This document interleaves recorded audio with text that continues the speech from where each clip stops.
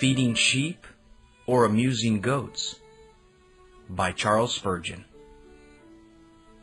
An evil is in the professed camp of the Lord, so gross in its impudence that the most short-sighted Christian can hardly fail to notice it. During the past few years, this evil has developed at an alarming rate. It has worked like leaven until the whole lump ferments.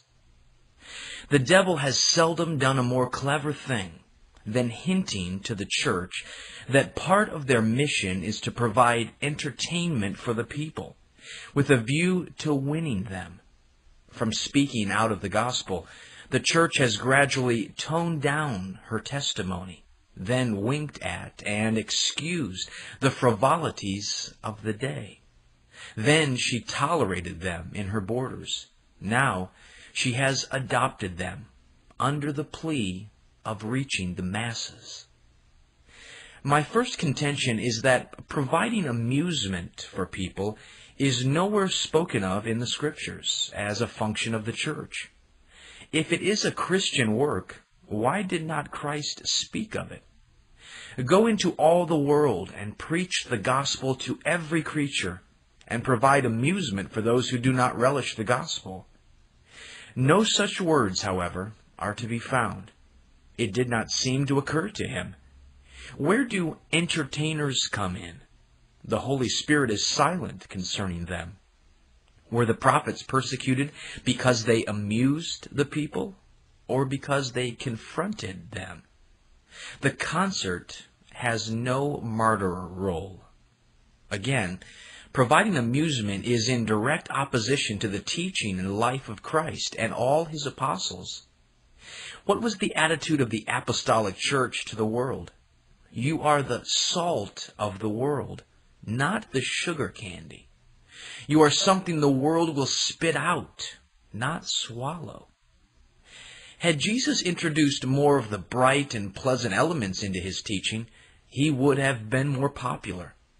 When many of his disciples turned back and no longer followed him, I do not hear him say, "Run after these people, Peter, and tell them we will have a different style of service tomorrow, something short and attractive with little preaching. We will have a pleasant evening for the people. Tell them they will be sure to enjoy it. Be quick, Peter, we must get the people somehow." No, Jesus pitied sinners, sighed, and wept over them, but he never sought to amuse them. In vain will the epistles be searched to find any trace of the gospel of amusement. Their message is, "Therefore come out from them, and separate yourselves from them. Don't touch their filthy things." Anything approaching amusement is conspicuous by its absence. They had boundless confidence in the gospel and employed no other weapon. After Peter and John were locked up for preaching, the church had a prayer meeting. But they did not pray, "Lord, grant unto your servants that by a wise and discriminating use of innocent recreation we may show these people how happy we are." No, they did not cease from preaching Christ.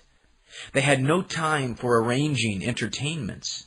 Scattered by persecution, they went everywhere preaching the gospel. They turned the world upside down. That is the only difference from today's church. Lastly, amusement fails to effect the end desired. Let the heavy laden who found peace through the concert not keep silent. Let the drunkard to whom the dramatic entertainment had been God's link in the chain of their conversion stand up. There are none to answer. The mission of amusement produces no converts. The need of the hour for today's ministry is earnest spirituality joined with biblical doctrine, so understood and felt that it sets men on fire. Lord, clear the church of all the rot and rubbish which the devil has imposed on her, and bring us back to apostolic methods. This Puritan devotional has been brought to you by Grace Gems, a treasury of ageless sovereign grace writings. Please visit our website at www.gracegems.org, where you can browse and freely download thousands of choice books, sermons, and quotes, along with select audio messages. No donations accepted. Thank you.